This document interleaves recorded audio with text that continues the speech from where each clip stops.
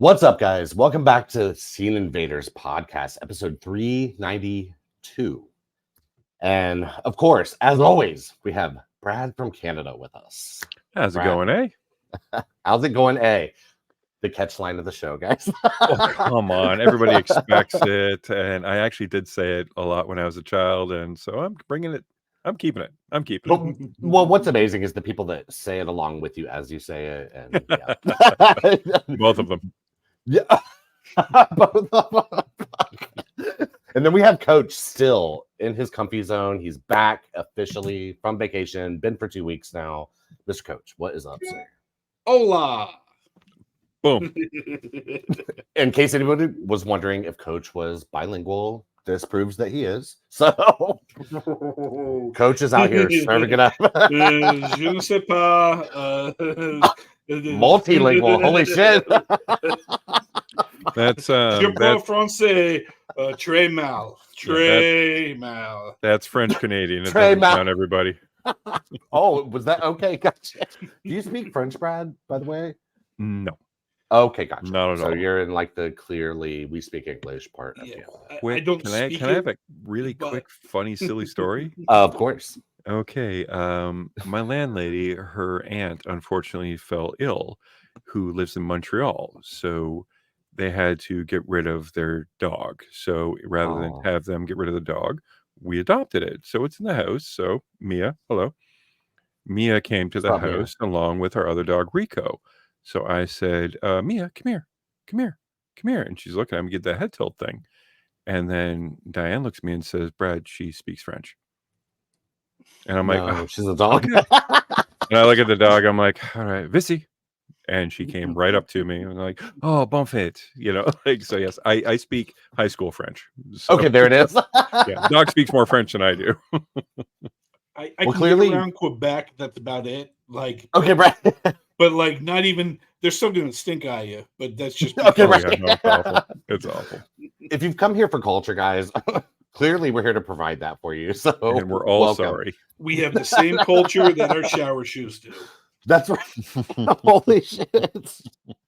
But tonight we are going to, and we're going to give it early, even though we're not discussing it till later. We're going to talk about Trap. We're going to spoil Trap.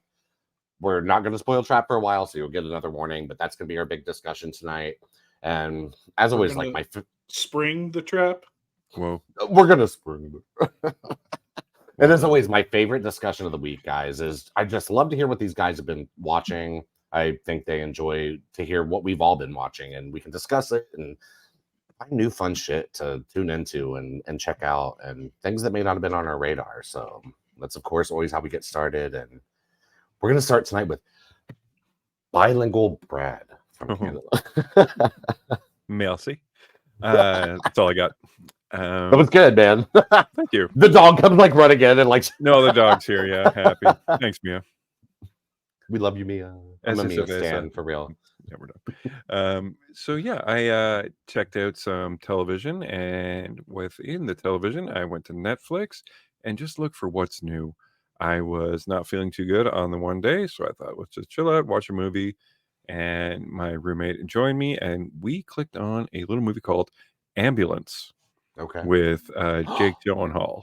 I remember hearing about this, but I'm not sure. Yeah, it's a bank robber. I don't even know how to describe this movie other than it was kind of ridiculous. They escape in an ambulance and they have a shot cop with them, and the paramedic needs to keep that cop alive so the two bank robbers don't go to jail for cop killing. Oh, fuck. I had an assumption it was 2 hours long, really about 2 hours too long. Oh, Although okay. I hate saying poor things because it was shot very well. It was very cinematic. Jake Gyllenhaal is one of my favorite actors. I love He him. as does well. not disappoint, even in disappointing movies. Agreed. But you could not really get a sense of where his allegiance lie. Of course, with okay. himself, is he a good guy? Is he a bad guy? Is he a charismatic bad guy? Is he a anti-hero? So it was just all over. And unfortunately, it didn't land. Okay. There was, like I said, some fun cinematics and all that. And then when I saw the credits and I said, I bet you it is. And then it popped right up, directed by Michael Bay. Oh God. Okay. So that is the movie that Michael Bay fell in love with drone technology. Oh, hell. and I mentioned that to my roommate. I'm like, wow, this is so drone heavy. But the thing is, it looks very cool. Yes. Okay. If you are down with that, I'm on the fence about drone technology for two reasons. One, I can't get past the noise whenever I see a drone. It scares the hell out of me. Okay. But the other reason, it might be a little more benevolent, is since the inceptions of drones, they have removed 3 jobs from cinema history. Oh. The helicopter I feel pilot that. is no longer needed. The cinematographer is no longer needed, and the camera operator is no longer needed. It's Yeah. all down to one guy. Good. At least you have a on- drone pilot, I guess, right? Good on him. Like, good on him Yeah. for doing that. But it's just kind of like, technology, as good as it is, might just be kind Yeah. of, I don't want to say AI good, but it almost looks CGI Mhm. Well, I because think it it's such a looks huge. so good. Yeah, I think it's a huge benefit for films that don't have a huge budget for sure, because you Right. can achieve a lot of shit that, like, if you needed a helicopter and a pilot and all that kind of stuff that you would never Oh, be of able to get course. to. But in larger budgeted films, I definitely see where you're coming from. But I think it Yeah. has its place, but I think we should keep everything open, especially if you have the I money agree. behind you to fund it. If something requires an intricate shot and actual directing, maybe just not a quick drone shot Yeah, is necessary. But it did benefit this movie because it's a Michael Bay movie. yeah, of course. And when you hear Michael Bay, God, this is like the 9th podcast in a row I've mentioned We have Transformers. okay. I was gonna Um, say we've talked to Michael Bay even just a lot. I think recently, even with Max and stuff. so it does work for certain films, but movies. But it would be jarring for a movie that's not starring like a stunt performer turned director or actor or kind of such. And I'm not disparage or anything, but it definitely has its place. Yeah, And I agree. I guess this movie has its place, and it's in place for a paycheck for all the actors because it That's has. the vibe I got from it. Like when it, I think right around release time or whatever. It was something I thought about going to see, but I think there was other stuff competing with it at that time. And like again, I work a job other than this, so yeah, I'd love to go see just everything if I could, but you have to If you sometimes like make sacrifices, and if you like stunt ambulance was driving, sacrifice. if you like stunt driving and Los Angeles, check it out. Okay, there it is. I love saying, watch it, it's free, but we all pay for Netflix, so come on. What's a so a rating on ambulance? I'm curious. I give it a 4.2. Oh, okay. And the only reason I got that is because Jake Gyllenhaal is a lot of fun to watch, even as Always. confusing as he is. Yeah, always. Yeah. So when I got bored of ambulance, I switched over to Prime Video and watched Batman: The Caped Crusader. Okay. It's a animated. Okay. Is this the newest incarnation? The newest incarnation of Batman that gives very, very familiar flares of the 90s cartoon, that Batman the Animated Series, which pretty much solidified Batman as the badass he is. Okay. And really familiarized the villains, invented Harley Quinn, and this is an updated version, yet set back in the past. Batman is very new. There is no cell phones. There is no internet. There's no computers. It's radio technology. And detective work. It is detective work. Okay. It is not ridiculous spin kicks and mixed martial arts. It is an athletic person dispatching bad guys in overcoats and fedoras, wielding Tommy guns and eccentric villains. Now, that sounds lit. I really loved it because I always, with modern comics and storytelling and Batman lore, he's been around for 80 years. People call him Bat God because he can't make a mistake because he's a mere human standing standing next shoulder to shoulder with the likes of Superman and Wonder Woman. Well, there is no Superman or Wonder Woman. This is about a guy trying to avenge his parents, and they lay it out pretty fantastic. They did do a few changes, including some race altering and a few gender swaps, but it's whack.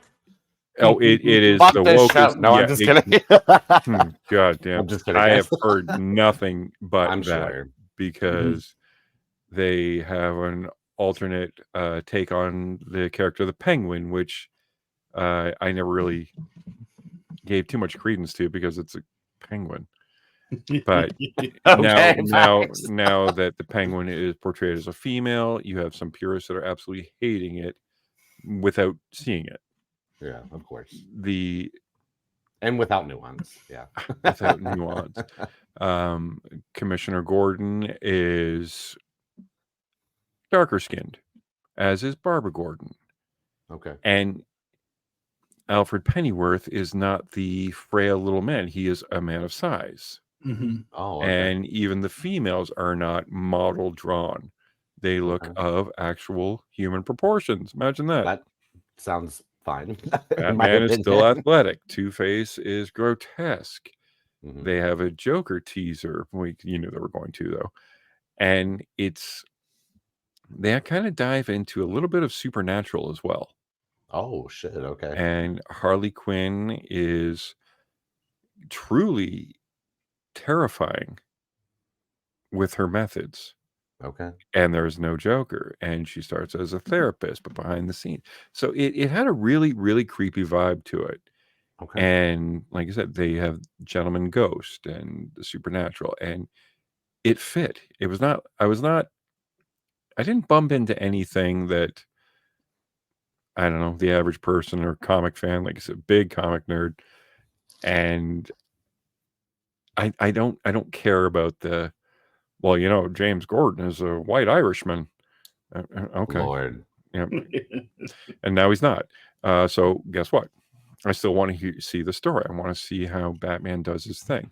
They dropped all 10 episodes, and I flew through 7 of them, and then I had to go outside and play. And then I came back and watched 3, and it's a really great watch. My only complaint, which is the only complaint I have on most of these things, I wish they dropped them week to week.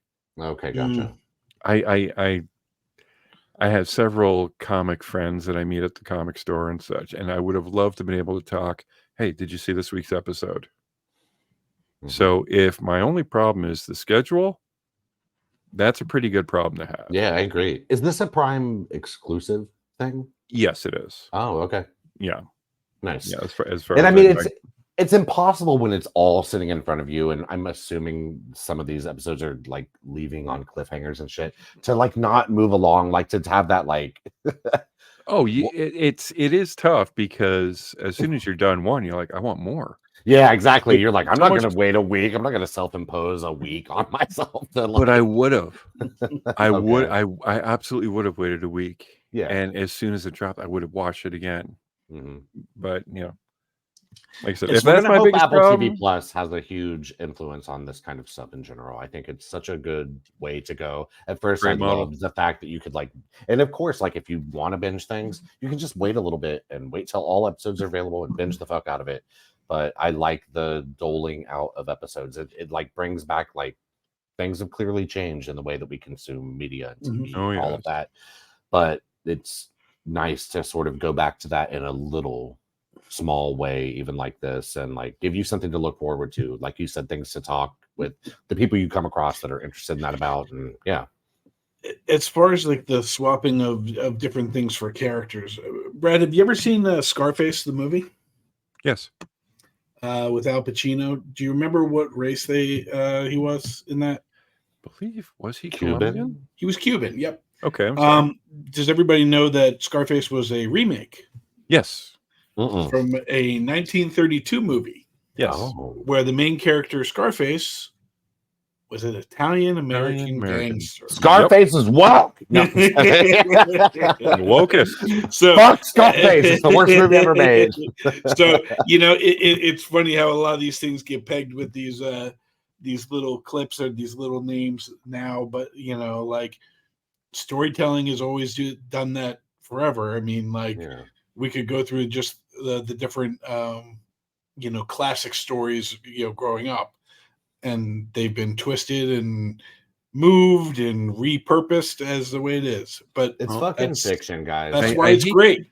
I hate to tell the Disney purists this, but most of your fairy tales are drenched in blood, racism, and rape. Yep. Yeah. So.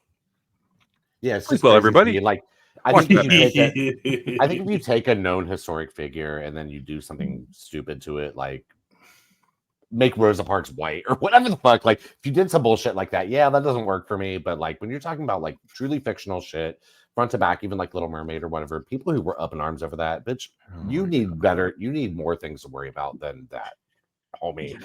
Like there's real shit going on in the world, and if you're worried about a fictional like race swap or whatever, oh, I wish that was all the problems that I had in my life. I do wish that more people would experience live theater, and there's nothing more than it's frustrating but also exhilarating than when you go to a live theater and they say, tonight the lead will not be playing, where their understudy will be playing, and well, it's slightly a different person. And you may have come for the big thing, but sure. I'll tell you, I saw the Trey Parker and Matt Stowe, Book of Mormon in the theater. Okay. So Josh Gad was no longer the second role, but his understudy was a young man named Ben Platt. Okay. Who you'd know from Pitch Perfect, and he was the main lead in Dear Evan Hansen and stuff like that. And it's one of those like, they came for Josh Gad, but they ended up getting the understudy. Yeah, but the understudy kicked ass. Yeah, right. Well, you know what? You change it a little bit. I don't care whether it's race, whatever. Like, good's good.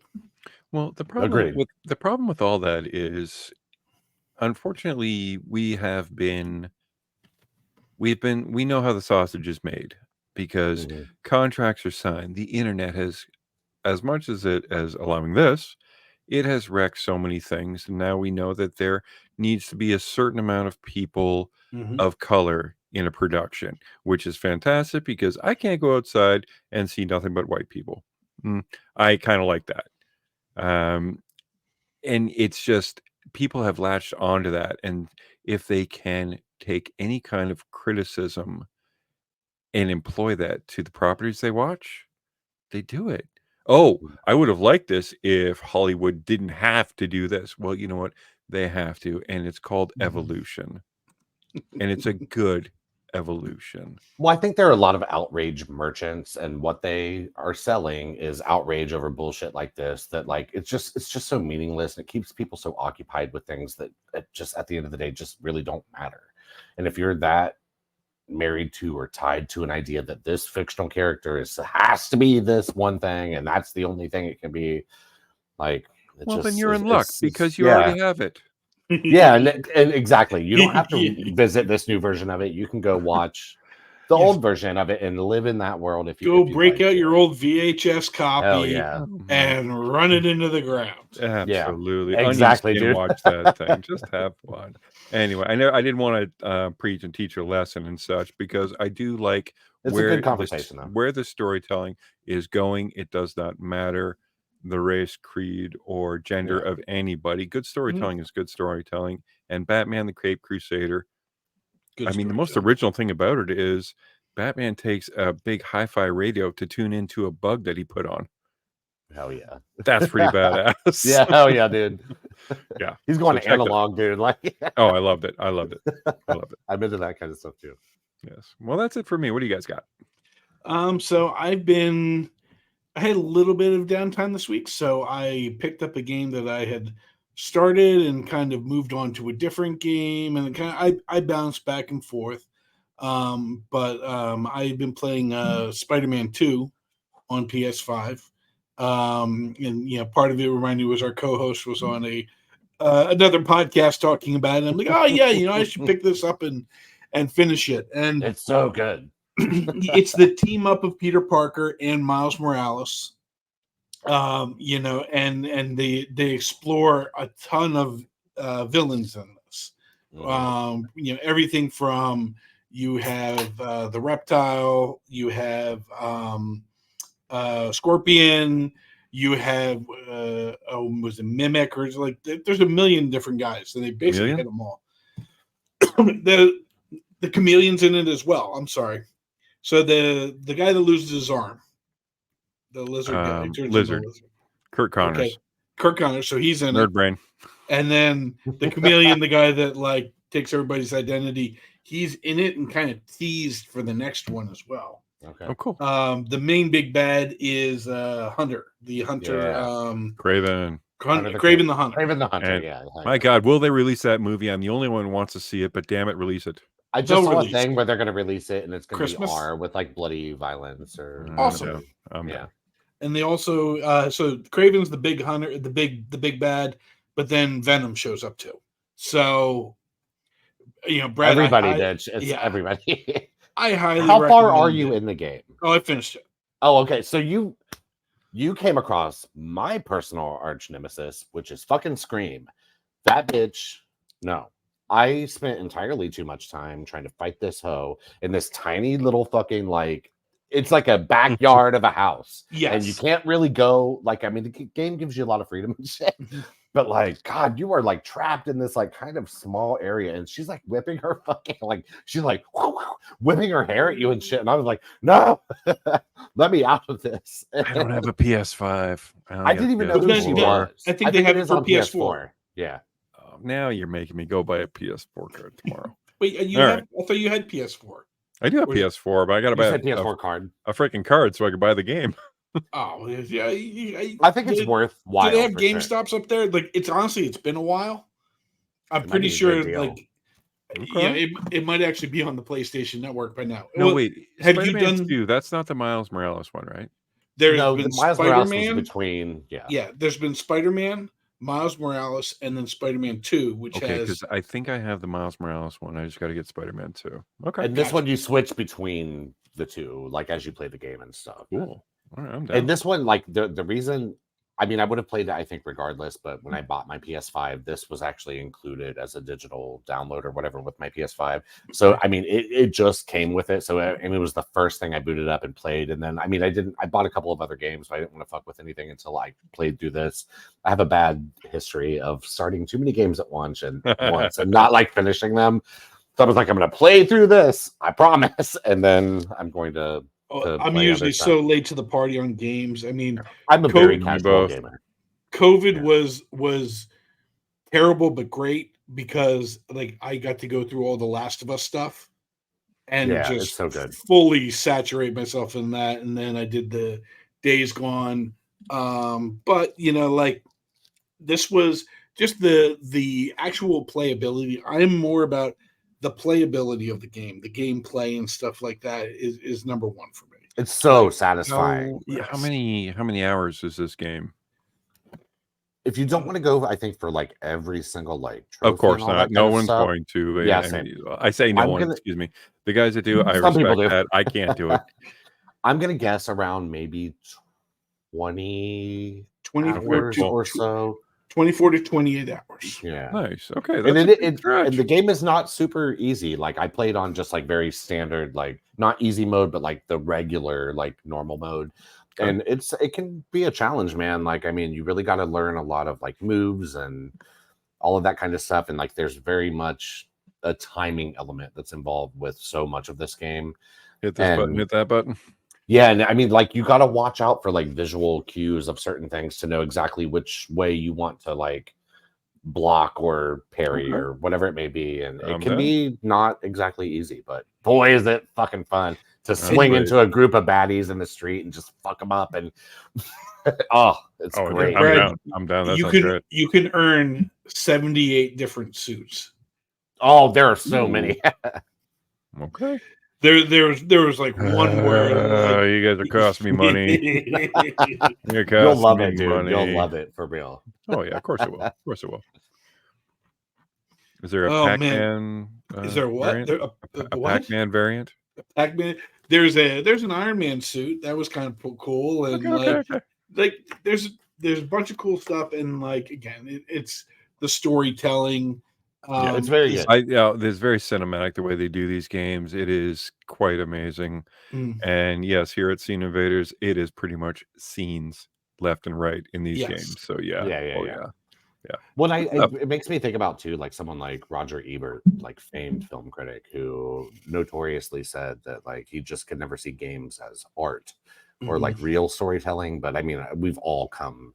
I mean, anyone who isn't a hater has come to see that is actually the case. Like games are art for sure. The amount of time and I remember being so excited for Brad to do Last of Us 2, so I could just say like, this game crushed me. I cried at a video game. Like still, I rethought like my views on violence and revenge and like. Well, I mean that game.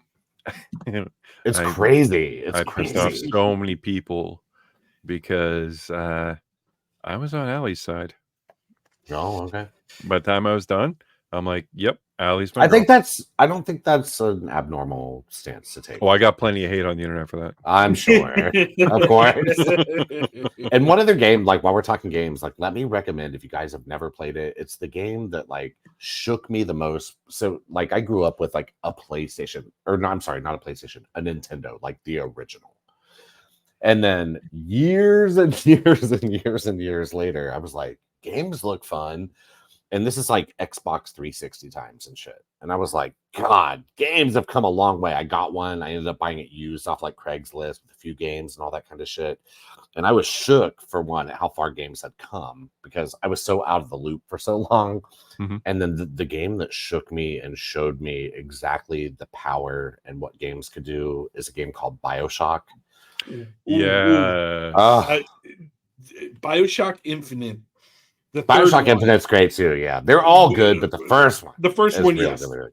But like that third one, it's like, oh, this is not. But the big reveal in that, I was just I just played this for 50 freaking hours. Yeah. Oh yeah.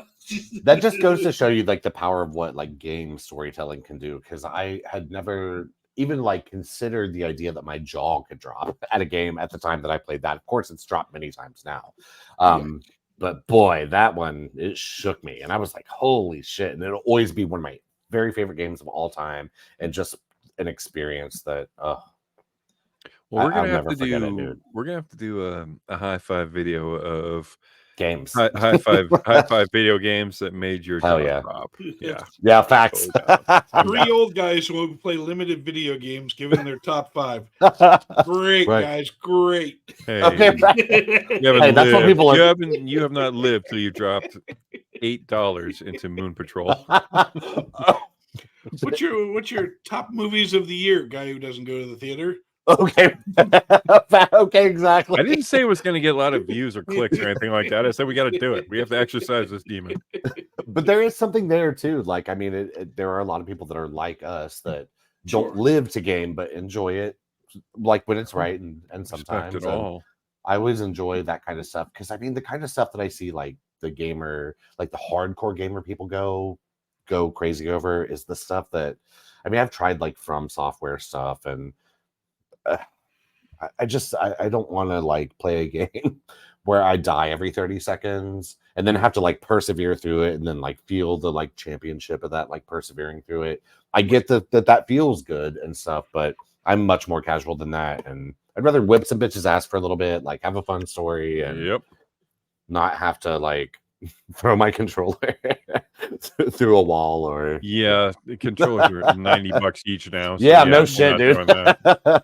For real. And I don't really play online either. Like I like single player stuff, like generally horror or action type stuff. And I'm still playing through Resident Evil Part 2 on my the remake on PS4. So those I'm very interested in. I'm very lost. I can't find my way out of a warehouse and I've killed everything and now it's like find the keys. I'm like, come on, man.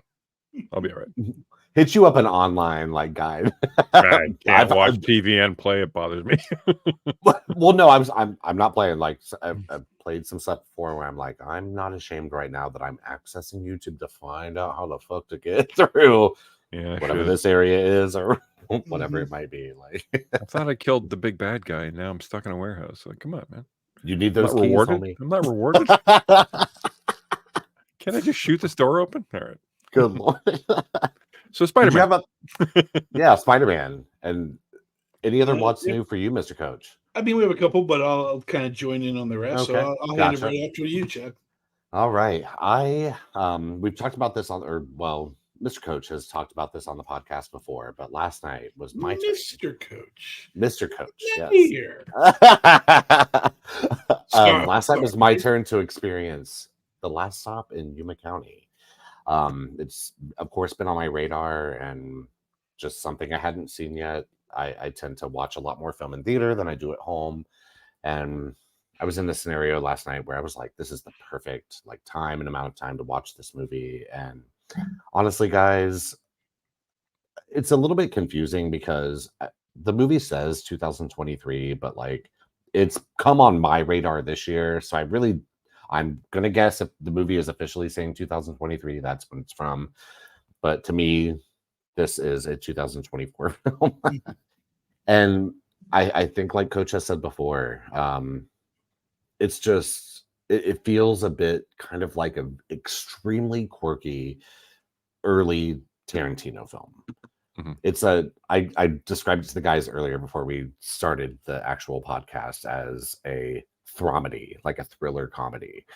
Like I said, it's quirky. It's not exactly like time period agnostic. I think it definitely does take place in a certain time period, but there is still this element to it that like kind of defies that in a weird way. Like, I mean, you're definitely not in modern day, but there are still things about it that feel so very modern while still not having cell phones, not having the conveniences of certain modern stuff. And I think going into this movie probably as blindly as you possibly can is the best way that you can do. Like, essentially, the setup here, and this really isn't giving anything away, is one by one, customers and couples are in the middle of nowhere in Yuma County, Arizona, and they need gas, bitch. Like every car needs gas, and they're coming up on a gas station that sadly just doesn't have any. And they're waiting for their truck to come that day to fill their tank so they can fill other people's tanks. And in the meantime, they are told to wait in the diner next door because that's really about the only option they have. The next gas station's 100 miles, and you may have some crazy bank robbers on the loose who have robbed banks and might be up to no good. And as the characters pile on, the situations pile on, even with that setup, you kind of just really don't know where anything is going. There's a moment that happens here, which I'm not spoiling, that becomes this sort of like cumulative moment of like all of these characters have gathered in this place, all of this shit suddenly goes down. And I was like, what? There's in the that jaw fuck? drop. Yeah, my jaw dropped. I was like, holy shit. Like this, not the way I expected this to go for sure. And from there, I think it just sort of plays out like that. Like you just kind of don't, you may broadly sort of know where this is going, but like the beat by beat and like the moment by moment and all of that, I think it's hard to predict exactly what's happening here and how these characters are going to make it or maybe even not make it through this situation. And it's a fun ride, guys. It's fun, it's funny, it's thrilling, and it's just like 90 minutes of like just sit down and just let this take you away. And I couldn't imagine too many people would be terribly disappointed with this unless you hate fun or like a fun, like twisty thriller. This has been on my radar as well. Unfortunately, I just haven't had enough time to carve That's it. how I was Yeah, until last but night. So I get you. It legit. And I've heard you guys have touted this very well and such. But this is the first time, maybe it's just my my Canadian brain, that has recognized the term bank robbers. No one has Okay. ever mentioned bank robbers until now. Oh shit. And Okay. I Maybe hate I to did say spoil this. I something, hate but nope, nope, nope. I was gonna Now say it's like in the first like 5 minutes. you have my attention, Yeah. because I really didn't know what this thing was. I've heard it's good, it's good, it's good, it's good, it's good. Mhm. Now, if you said it's good, man, it's got bank robbers in it, I would have been like, oh, okay, steaks. There it is. But that's just me being simple. So, But again, oh, even I will saying check that, this out. like you just never, you still never quite know exactly where this is going to take you and how the characters are going to play out, Okay. and you meet very interesting, very quirky. Like, I mean, it one of my like maybe like mild complaints about this is maybe a little bit like overly quirky at times. It's like Quirk for quirk's sake. it's like we get it, bitch. You're fucking quirky. Like we know. Okay. So it's a little bit like All that. But right, like all right. overall, it's just so enjoyable and it's so much fun. And I mean, I thought like the very like final like act of this or like the final third was maybe a little bit like overly bombastic, but you do kind of understand sort of like the motivations involved in it and like where it all came from, even if it felt maybe not the most like authentic thing in the world. But I really couldn't recommend it enough. It's just Sure. it's a fun watch. It's just fun as hell. All right, I very enjoyed cool. it. One other thing I watched, guy, and this is going to be very quick, and to me, this is just a warning. Um, I love Joe Rogan. I love the Joe Rogan Experience. It's one of my favorite podcasts, and I watched the Joe Rogan like stand-up comedy special on Netflix. And for me, guys, this was a really big dud. It had Oh, a good, couple of really? moments. Oh, it had a couple of moments that I thought were pretty funny, but for the most part, like I just really didn't find it all that funny. And I'm familiar with Joe Rogan as a personality, but not necessarily as a comedian. This is the first time I'd ever seen his stand up, and it just I thought was I thought it was a little bit bland. I made it through the whole entire thing, and like I said, I laughed a couple times, but it just didn't work, guys. I think I told the guys earlier, like this is the kind of thing that felt to me like was made for like boomers that like live to say the word woke about everything. I think the So tough thing. he didn't watch the Batman and Okay. Crusader and Yes, really enjoyed it? he did not watch the Nah. Batman. Okay, okay. Fair enough, fair enough. I saw parts of this. I did see clips online, but I also tried to start it and get through it, and I just couldn't get through it. I think that there's an interesting thing coming in comedy that's happened in the last couple of years. Is historically comedy is it's about punching up. It Yeah. is the jester poking at the king, Yeah. Oh, well said. rude, Well said. and I think now there's a lot of punching down where it's like we're making fun of those who are not as great as we are, or not as rich, or not as uh, learned, and that's both sides of the woke anti. Yeah. Of course, of course. There's a lot of That's punching down going on, and I think we need to return back to punch up comedy. Yeah. I agree. mean, like, and I mean, I definitely see where you're coming from for sure, but I don't even think that that's what it is that bothered me so much about this. It's just that I just didn't think anything was really all that funny. I think comedy should be no holds barred. I think you should be able Mhm. to, for the most part, say everything that's on your mind and Mhm. say it with abandon. But it felt like something that was made for like old people. That's what I kept thinking through this whole thing. I'm like, this is probably like hitting so fucking hard with like Mamaw, like in her like Afghan, like in the chair, like like thinking this is hilarious. And I have a theory about current comedy, and it might align in with Coach and yours too, Chad. But I've seen a lot of comedy specials, and a lot of them are very safe. But this does not play it safe for sure. no, Not in my no, a opinion. lot of them are very Just safe, or preach to their they own are crowd. not safe. Mhm. So you're either ridiculously crass or ridiculously clever. Yeah. Now, both of them fall prey to the same sin as far as I'm concerned with comedy. Mhm. Is after they tell a joke, they wait either to hear the gasp or the laugh. Sure. Comedians back in the day didn't wait. They had to stop because people were laughing or because people were gasping. Okay. Now, modern day, it's we're going to You're do expecting this. that We're response. going to do this. Yeah, hey, you heard what I said, right? Yeah, and he really fell down, and all. Yeah. But no, it's too prompted, and it's almost formulaic. And I can feel that for sure, definitely. And like, I'm about to say something that might. We know each other very well, guys. Like people who are listening and all of that. And maybe this is going to be controversial to the guys on the show with me right now, but I kind of expected him to reach.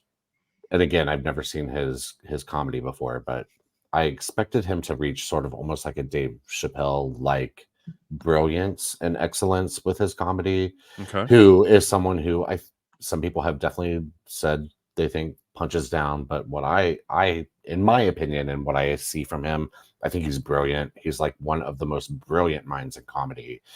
And yeah, he says shit that, oh boy, is definitely not exactly like the most mainstream thing in the world, or the most like accepted jock stuff. No, Dave Chappelle, in my opinion, no. I think that no, Dave Chappelle, he's too brilliant for that, at least to me. Yeah, but I think Joe Rogan gets into more like not shock jock exactly, but like it's just like he's just panders. Like it felt like pandering to like this, like sort of like the people who use the word woke constantly about everything all the time. And it just didn't work for me. That's woke. Yeah, and I mean there are a few laughs, and I like when people like push the boundaries with language sometimes and all that kind of stuff, but this just wasn't it, guys. So my warning to just avoid. I mean, it's on Netflix, so I mean you're not really out much if you watch it, but as someone who went into it like with not the most high hopes, but like semi-high hopes. You're a fan. I did. Yeah, no, I love the show. And I made it through the whole thing, but I wouldn't watch it again, and nor would I recommend it to anyone, at least that I know for sure.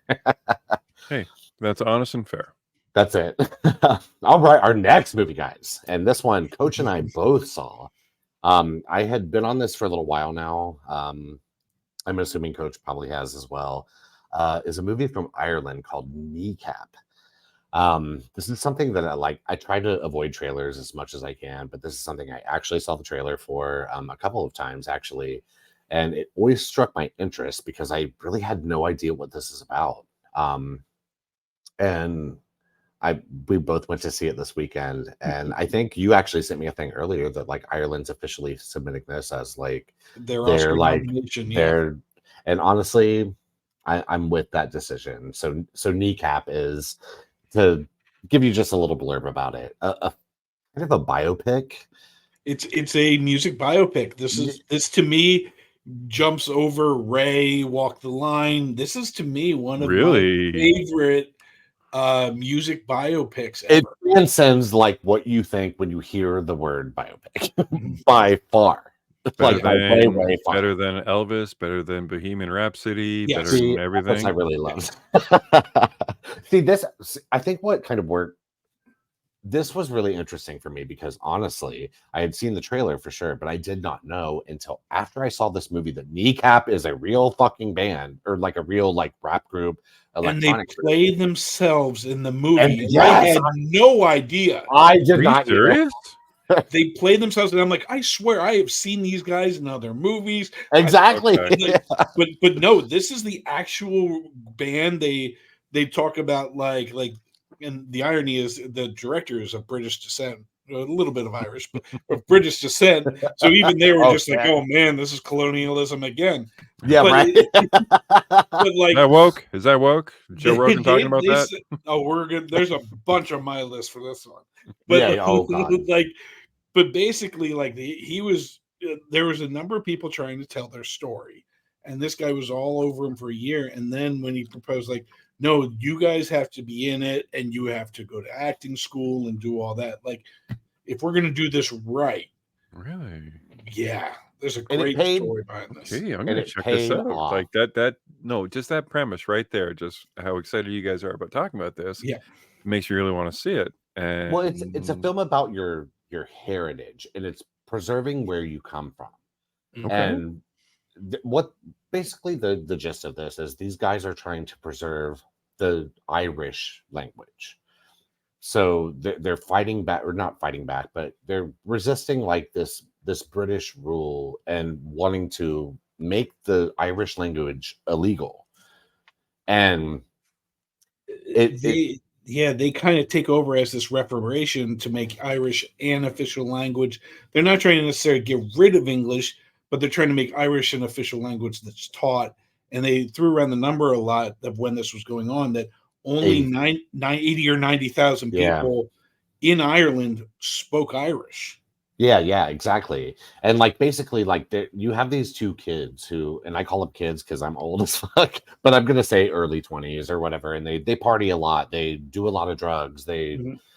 want to make music, they rap, they sing, they make electronic shit, and you have these kids that want to preserve this part of their heritage of themselves, and someone comes into their lives in a very strange way, like while one of them is arrested and is kind of acting as a bridge because this kid refuses to stop speaking Irish to this police investigator who is like, Only bitch, speaks stop English." speaking Irish, bitch, because fuck this, and I don't believe you, and you're going to speak English and all of this shit. But this person recognizes what they're doing because he's also interested in preserving this language. And what comes about is that he starts to work with these two kids to like make music. He reads their diary essentially and reads their like the bars they've wrote and like the raps they've wrote, and is like, oh, this could really be a thing. This could be very important for the Irish language. And I think you guys Right. need to lean into making music in this language. And this could be like the thing that brings everyone together to rise up to like save this Irish language. And I will say too, like I happened to go see this movie. Like the way the viewing worked out for me is that I kind of had to go see the one with closed captions. And Ooh. I'd say 50, 60 maybe percent of this movie is in another language. So you are reading subtitles. Yes. But I'm so fucking glad that I saw this particular version of it, because even when they are speaking English, if you're it can be hard to understand at times. So I can see this as a downside, like maybe just a little bit, but I'm glad that I happened to have to catch this version of it because it kept me clued in on everything, and it's very heavy like dialect. And even like I Yes. said, but in English, it could be a little hard to understand. But it's such a like almost like a Rocky story. It's a underdog story, and like at the same time as they're getting like the kids to now speak Irish while they're singing their songs, and there's a referendum and like people that are working on the higher end to making laws, and it's all melding it in and out, and then you have like a couple of the like your old school IRA guys coming in, Oh wow. and like there's just a number of things like it's the perfect culture. Like hip hop culture is perfect for this. Of Mhm. it's like trying to find a voice to those without a voice, the downtrodden. Anti-establishment and Yeah, like Oh, very that. they talk about colonialization, and it's funny they even make fun of a thing called like generational trauma, but they're like, yeah, it does exist. Now they do it as a kind of tongue-in-cheek thing for the two guys to get drugs, but like it's just so well done. The director, Rich Pipite, I know it sounds French, but he's English with a little bit of Irish. Okay. Like it reminds me of early Spike Jones and Michel Gondry, like the guys that went from music videos to making movies, but also like you throw in like Edgar Wright, and it like just it is I was just even gonna say like it's not as bleak as this, but like even Train Spotting a little bit, and like the yes, playfulness and yes, like old school the Danny visual Boyle. like fun that they have with this movie. so it's very It's much a non-North American take. yeah, and it's not bleak. It's like I said, I think it's a like a dramedy kind of like it has a bit of You can drama, find humor in but there's so the much humor here, and circumstance. the humor works, and it's not like forced or like weird or like we're And trying so hard or any of that. And I was great. enjoying it when they lay the first beat, like when the first song just hit. The only thing I can explain it to is if you've ever seen the movie Once, which is another Irish guy, but it's a musical that basically when the main song in Once hit, you get goosebumps. Oh, So cool. like I this, agree. Shout out. and listen, I'm not a huge rap guy, but like this thing was a banger. Like I'm in my office and I'm bringing them up on on Spotify I gotta and check listen that to some out. of their stuff. Yeah, yeah. Oh no, They have a they're song called like dope. "Out the Brits," like "Get the Brits Out." Yeah, hell yeah, dude.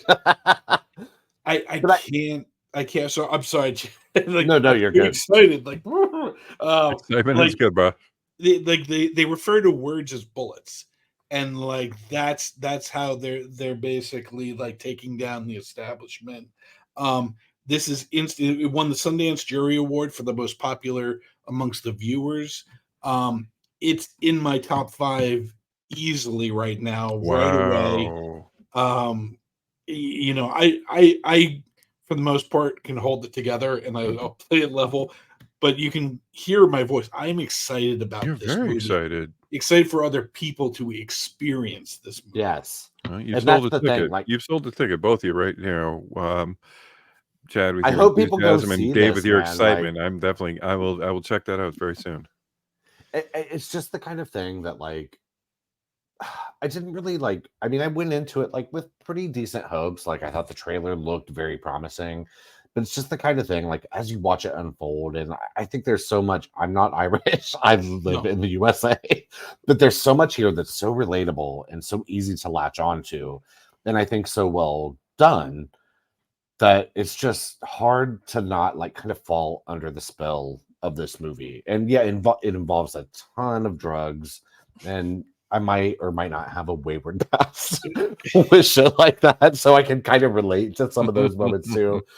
But like, it just is. It's just so much fun, and Mhm. not just like fun in a throwaway way. It's fun in a really substantial, like stick with you kind of way. And Cool. I think that when I say like it's one of the best biopics about music that I've ever seen, is most of the biopics is about the person and what they overcame, whereas this was almost something bigger than the group. well, this is about the It's the movement, music. I think. Yeah, it's the movement, the country, the Okay. culture, Yeah. and all that. And that's the thing that, like, even when you watch like Straight Outta Compton and stuff, it's like, yes, was that a cultural, just absolute bring and move, moving the needle and stuff? Yes, but only so much because it turned into almost like a for-profit thing. These Mhm. guys are still very anti-colonialization, like countries taking over. Like they seem to always be fighting They're for pro-Irish in yes. every way. Have they amassed any kind of financial success I think they've. with? I I think know. they've I know. definitely It's become popular. it's different within, like I said, not North American shot, but is the financing different as far as like getting on Spotify and a record label I mean, I think a band based or a around group where like they're from? this, I think that it has not a ton of crossover appeal. I think you Okay. can get into like the beats, the music, all of that kind of stuff. They would never be like, I don't think a number one like on American radio, because I think it is a very specific thing. Okay. But as a person who likes music, you could sit back and be like, yes, they fucking killed this. Like, I don't even know what they're saying right now. And I'm just like, yes, yes, yes, yes. Okay. Well, It's very that. I'm always curious because you mentioned like Straight Outta Compton, and these guys have commercial success and financial reward. Mhm. Are the players from Kneecap not receiving the comparable financial reward, which would make them still Rage Against the Machine? Yeah, like I so to kind of look speak. at it as like, like Robbie Williams and Kylie Minogue are big in Great Britain, but Right. like Mhm. they're not making what Taylor Swift is making. Dude, you're Okay. it's exactly the kind of Okay, shit I was okay, gonna all say. right. Hell yeah. And Very good. and they're not like these other guys also like they're not doing commercials for Adidas. Like Yeah. they're Yes, not that's what I doing mean. That's what I like mean. if Are you take they away all the hitting extra enough to live and thrive upon, Oh, but I think so, not yes. the like back up the Banks truck riches. I mean, I think they're successful and I think they're doing what they want to do and like yes. living off of Okay, that, good. but they're not a worldwide sensation the way some artists become Not for Yes. sure. Taylor But they've Swift, definitely not built their Eminem. following. They're not. Yeah. No, They still definitely not. seem like the people that would still live in Belfast.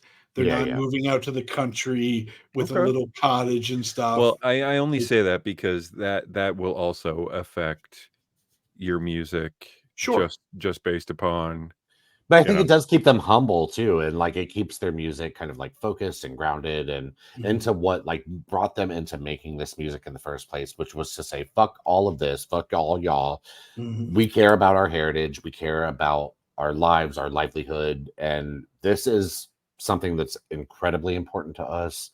And we refuse, and I mean they refuse to back down from this shit because it's So that important for them. And it shows you to stand up for the shit that you believe in, even when sometimes it makes your life more difficult. Mhm. so their next single is not going to be, "Oh, my butler's got the flu and the rolls broke down." It's unlikely. I Okay. would say. All right. My It's life unlikely. sucks, Okay. And I have to say That's too cool. that Michael Fassbender, who I love, I love him so plays much. the father of one of the characters in this movie. He doesn't have the hugest role in the world, but I think he's always such a delight to watch. And I think there is sort of like a crimey element to it a little bit.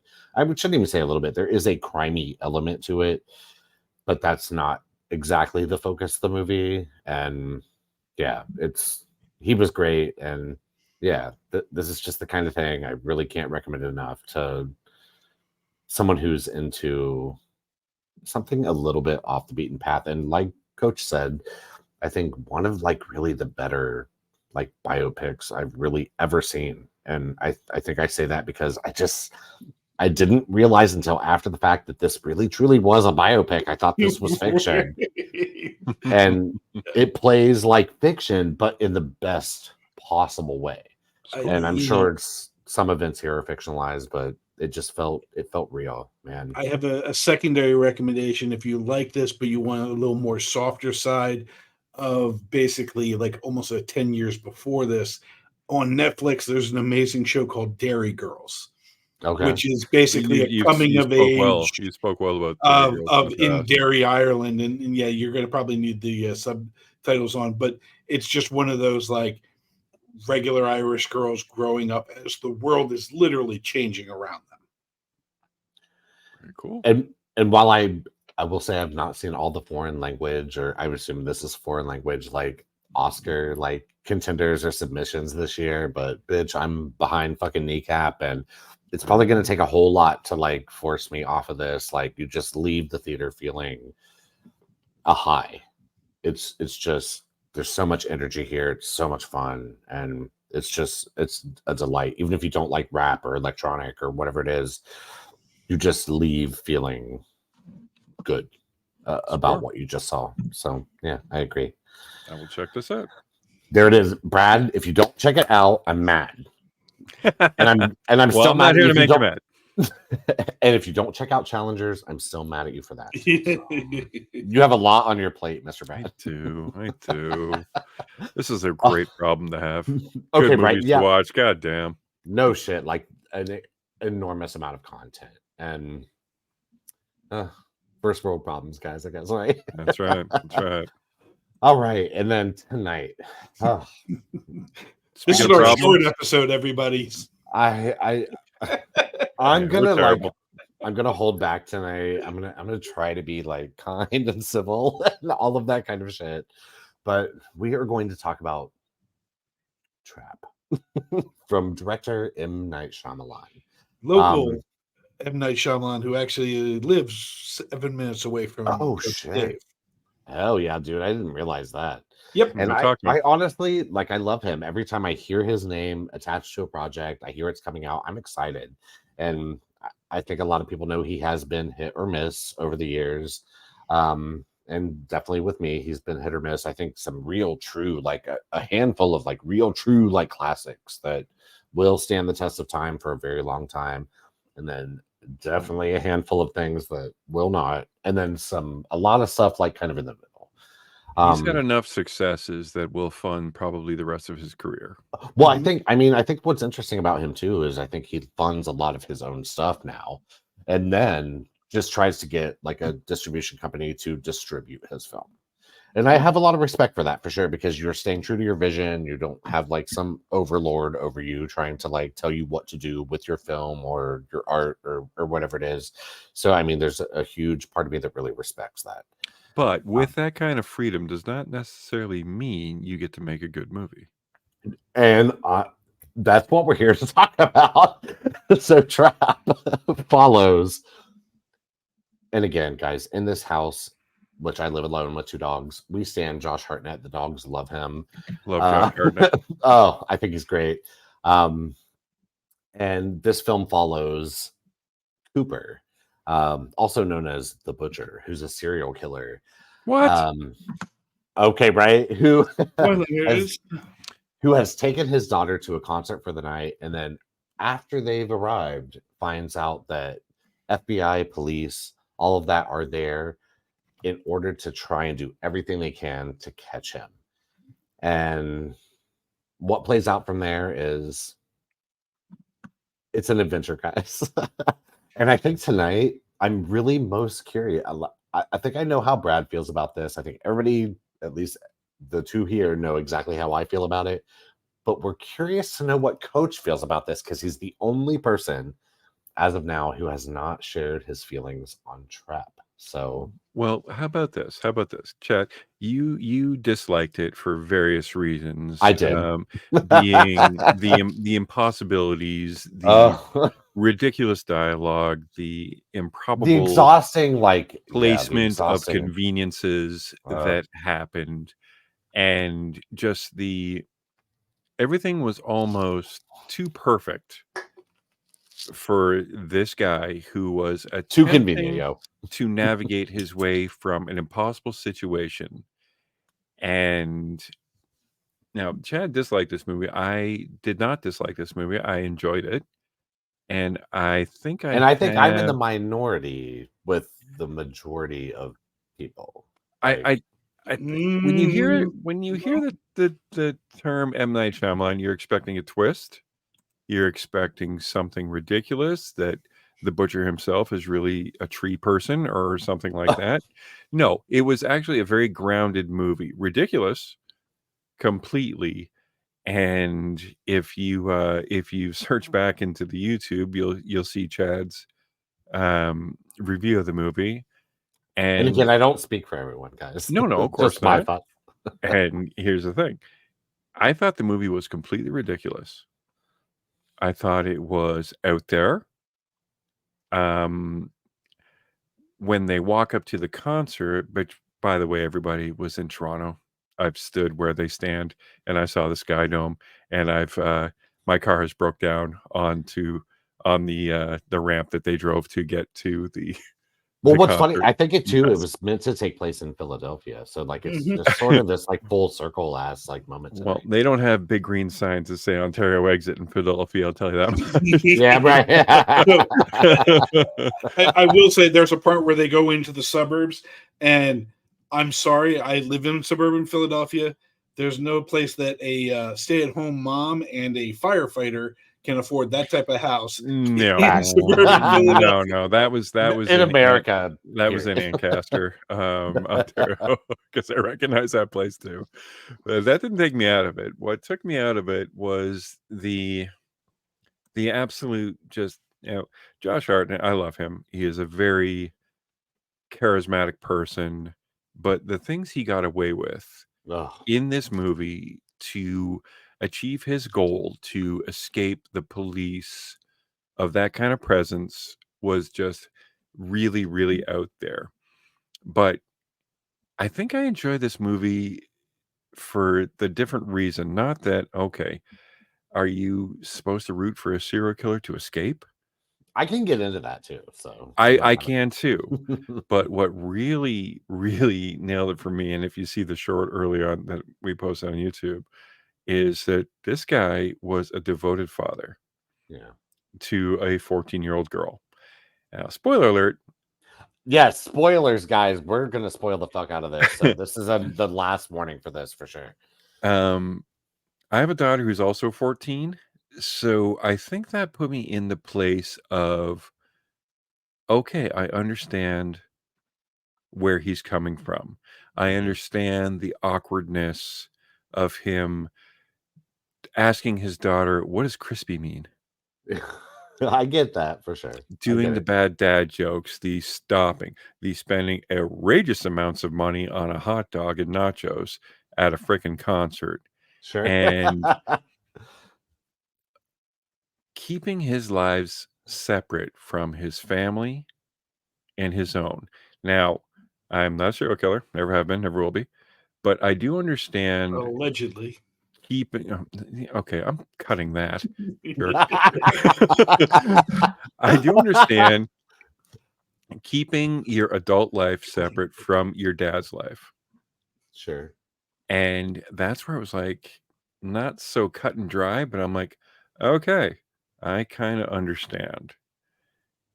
Now, I've never been in such circumstance because one, I won't go to the concerts, but I do. And you're not a killer. I'm not a killer, Allegedly. allegedly. I'm just kidding.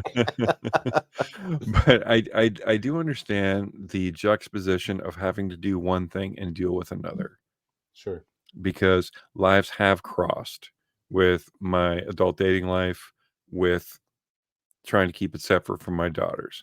Now, that does not explain the egregious self-promotion of Mr. Night Shyamalan's daughter. Now, she is very talented, but this seemed to be a vehicle to promote his daughter, who honestly deserves promotion. She is a fantastic artist.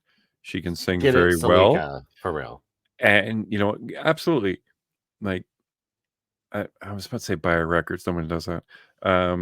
Look her up on Spotify. I Listen was to gonna her music. say stream that bitch on Spotify. She Hell is yeah. a very talented singer. Yeah. Agreed. That does not mean you are a talented actress. Oh god, no. It sure doesn't. And the thing that bothered me about this movie, like I said, I liked it. I could have loved it. And they nearly, like, they, it, there were so many potentials for home runs, but they were just single hitters. I'm like, oh my God, if you'd have done this, I'm not going to rewrite a movie. I'm not that guy. But I'm like, you could have really just massaged the narrative to make this a hit. And it just fell flat upon everything. And the only reason I enjoyed it was because of the fact that I'm a father of a 14-year-old girl. Sure. If I wasn't, I get it, wouldn't have enjoyed this at all. for sure. No, I understand that 100%. I don't have kids. I have dogs, so I can see that sway there for sure. Now, Mr. Coach, Yeah, Mr. Coach. tell us why we're both wrong. So, first, the good and the great. The good, Josh Hartnett is amazing in this.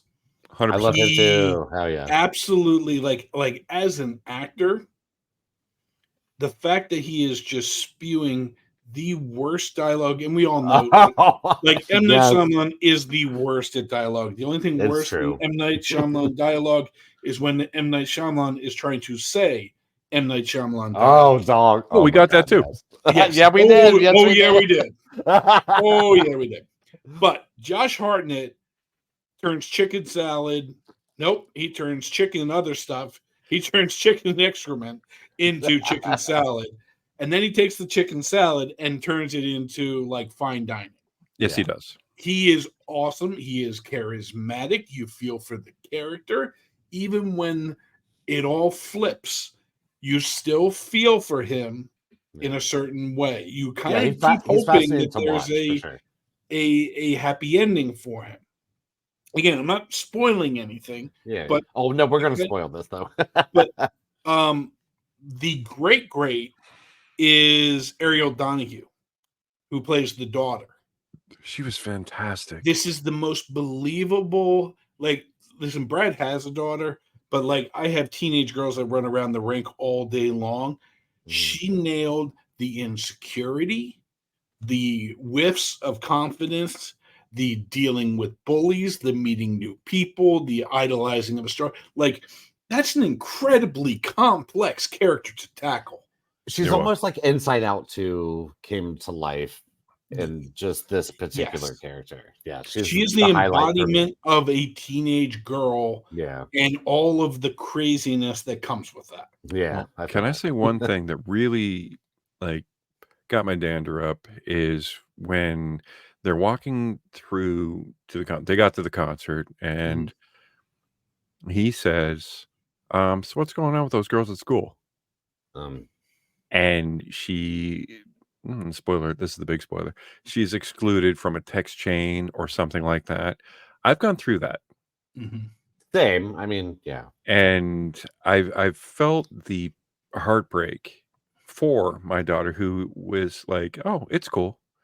And I'm like, you say it's cool. I don't. But I'll stab every one of those. Dad's gonna allegedly take care of this. I don't think it's cool. Yeah. And then he sees that dizzy bitch mother. Yeah. I was wanting him to go full serial killer and just like find another spot for her. It was just complete. It's completely like, it sounds horrible. It's murder fantasy and stuff. Like, I want to kill this bitch. But no, I get it. Like the comeuppance that she gets from impossible reasoning of lies and manipulation and stuff was entertaining to see. That made me smile. But it was just. But it just ends there. If it just ends there, this movie doesn't need the third act. Yes. Oh my God, no. No. There is a point where they leave the reservation and the movie leaves the reservation. Like, it becomes something different, but yet the same. But there's unbelievable things. And then this place just goes into fantasy land. Yeah, I agree. I was rolling back. I'm like, okay, I'm still on board with Josh Hartnett because he is so, as we said, charismatic. He is charismatic. I agree. If you had a lesser actor, I would. Forget it. I would have walked out. I would have walked out, honestly, because it's like, oh, come on, stupid. This is a nice 1-2 punch for him of coming off. It really is. Oppenheimer and then going into this of a great movie that he's a part of and a terrible movie that he is the savior of. Yes. Okay. He was the absolute savior. Him and the young lady. Yeah, him and what's her name again? Ariel Donahue. Ariel Donahue. Yeah. Which has she been in anything? I don't recognize. She hasn't been in anything. She is going to be in a lot. Yeah, I think she will too. Yes. Sure. But I'm glad she wasn't an old. Holy shit. Well, she is actually 14. Okay.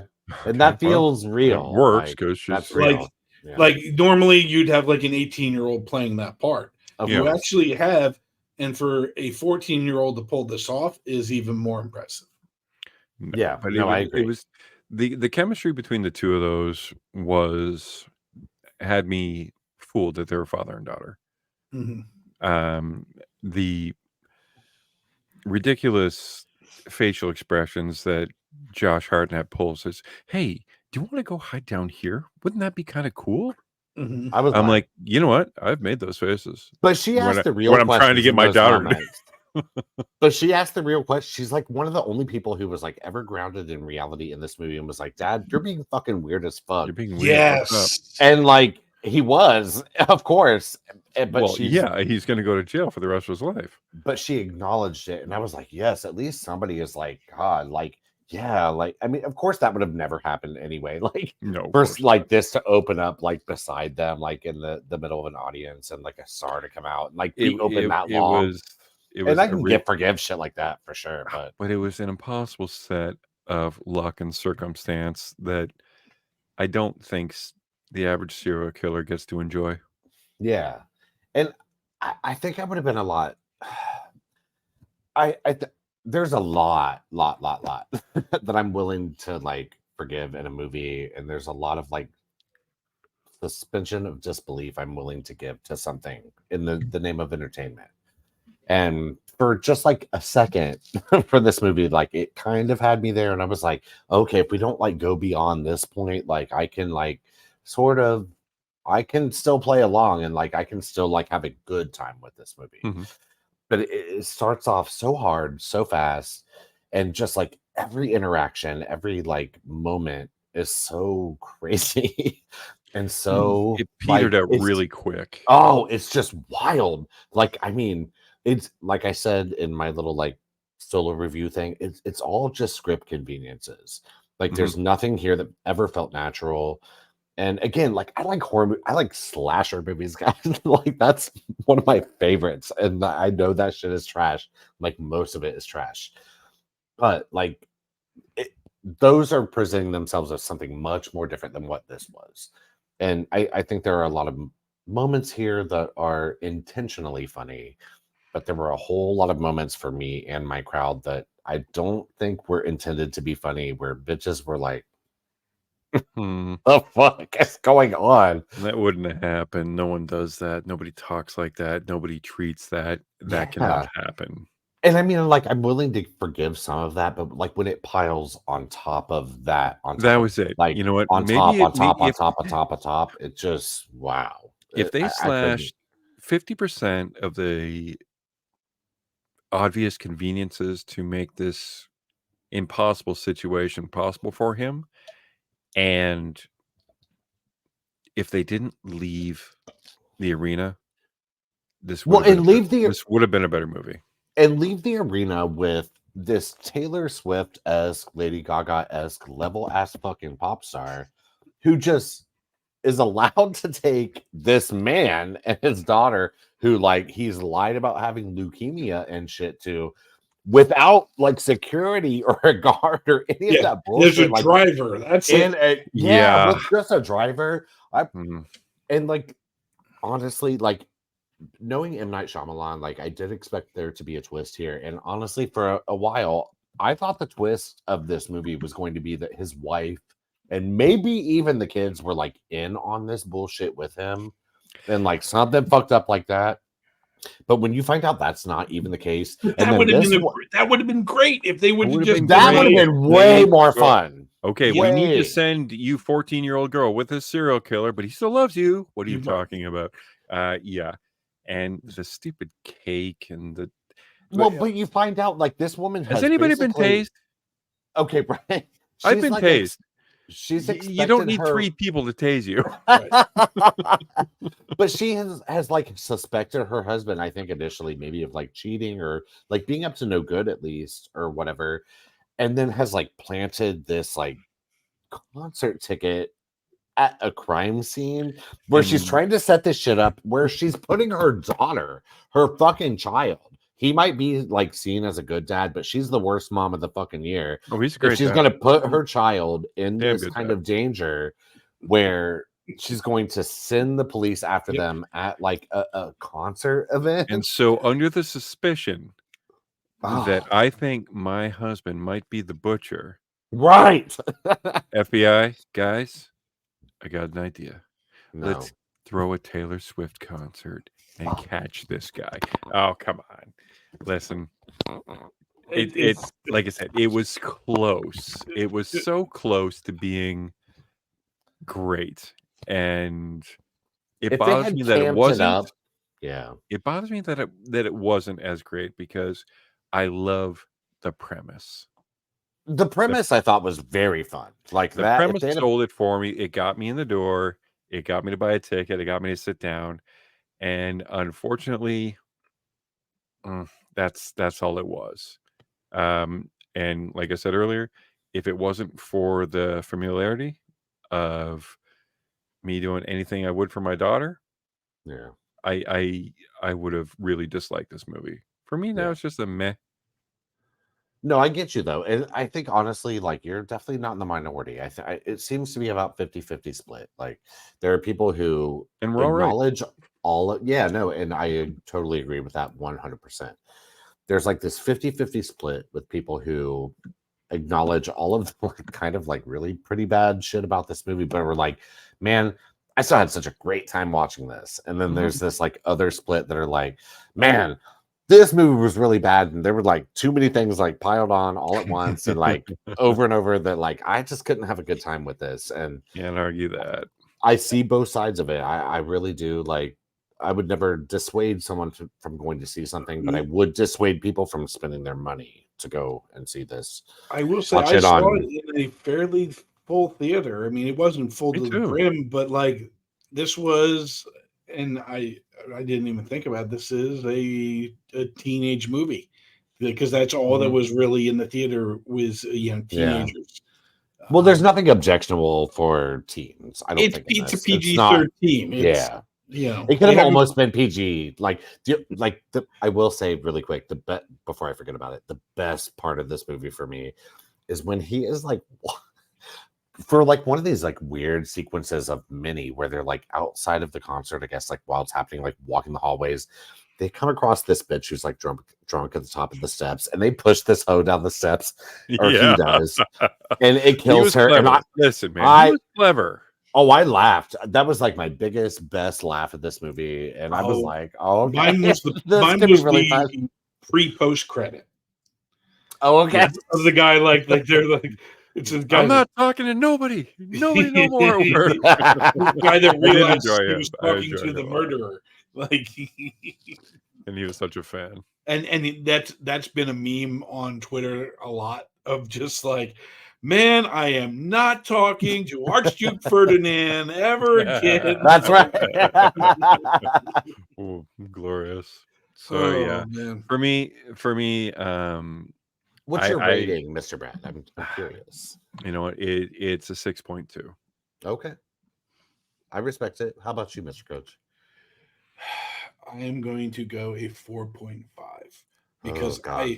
I recognize the acting and I recognize the possibility, but I won't watch this again, and Yeah, I right. can't recommend this to anybody. Yeah, same. And this is like I think maybe like up until now, maybe I've always been seen as maybe the softest one on here as far as my rating goes and all that kind of shit until now. And for me, I'm gonna go with like a 2.8 on this. I really hated this movie. It made me mad. I'm still mad about it. I think that's the difference. I didn't hate it. I was more upset for what it could have been.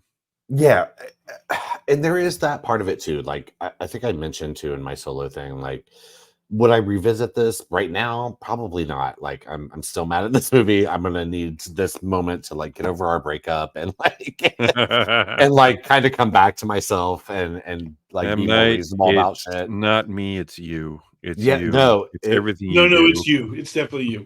Well, and I don't want to feel that way. Like I really like him. Like he's made course. great shit. Oh, he's And- a talent. He is an absolute talent. Like I said, it was acted wonderfully. It was shot splendidly, but it's just you need yeah. more. You need more. Yeah. And that's all it is. And You need I'm more than willing a to Toronto background. I'm not gonna lie. yeah, and I'm willing to suspend my disbelief. I'm willing to have fun with a movie. I'm willing to just watch like some of the dumbest shit and like defend it.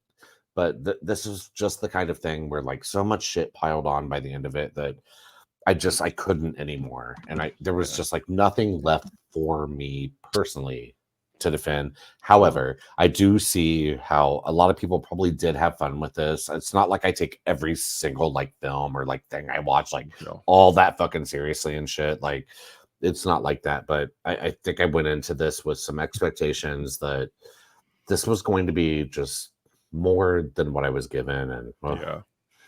this Well, enjoy, one thing guys. I am absolutely glad it did not have was Satan magic.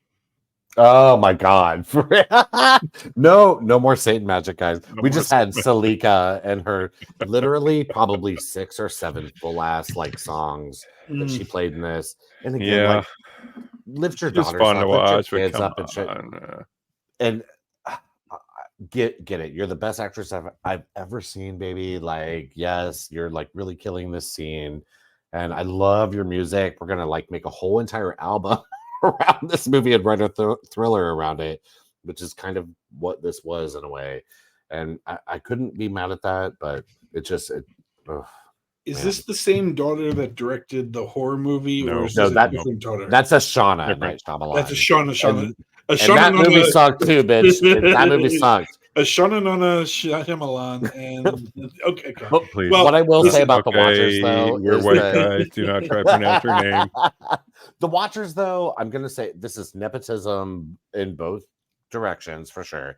yeah. However, I think this is a far more egregious example of nepotism here, Oh yeah. because while I will say, like, I wasn't mad at the songs or any of the performance or any of that kind of shit, Good It's songs, just- great performance. She's got a great look. She looks like a pop star. but She's when not this an hoe becomes like our leading actress, kind of like in the last like half or like third or whatever, I was just like, Yeah. oh my god, why, dog? Like, this was not the choice to make. And then like with Ashana with the Watchers, I didn't like that movie at all, really. I liked it a little bit more than this, I would say. But like I can see a vision there. 3.2. Yeah. I forget what I gave it on the show. I think it was a little higher than this. But there was something there that like makes me want to like, I can't wait to see whatever she does next. There is a vision there. There's something happening there that has me intrigued. And this, I mean, it's your first film. So like, yeah, maybe The Watchers wasn't Good great, luck. but yeah, that's what it is. I think everybody, including M. Night, including everybody that was cast, has a bright future because Yeah. everybody did very well. Mhm. Just Agreed. unfortunately, the script, the material was not the best. It was a letdown for sure. It was. But there's still, I mean, there are people who are going to defend it and people who love this and people Go who ahead. are like, this is one of M. Night's best films. And I'm like, I am so happy you feel that way for real. Hey man, so you know what? Jump in the comments. Tell us we're wrong. Tell us Yeah, we're right. exactly. Tell us this is my new favorite artist. Josh Hartnett is a hack. Did you see that guy who Josh Hartnett talked about leukemia? Who's that guy? Yeah, come on. Tell us. For real. Tell us. Have fun. And Yeah. yeah, welcome to our extra short episode. Okay, exactly, guys. And honestly, guys, thank you so much for listening to us tonight. Listen to our rambles about this shit, our new releases, all of that. Like, we just have so much fun doing this that sometimes we don't know how to like cut it off and not be who we are. So Well, there is that fast forward button if you really need it. exactly, I feel that same way too. But thank you Or for coming back to replay seeing the video. Okay, right, yeah, or replay button. Hit that shit again and listen to us all again, guys. Yes, please. Subscribe. Enjoy. Yeah, and thanks for coming back to Seeing the Videos, guys. We'll see you next week. See ya. Night, guys.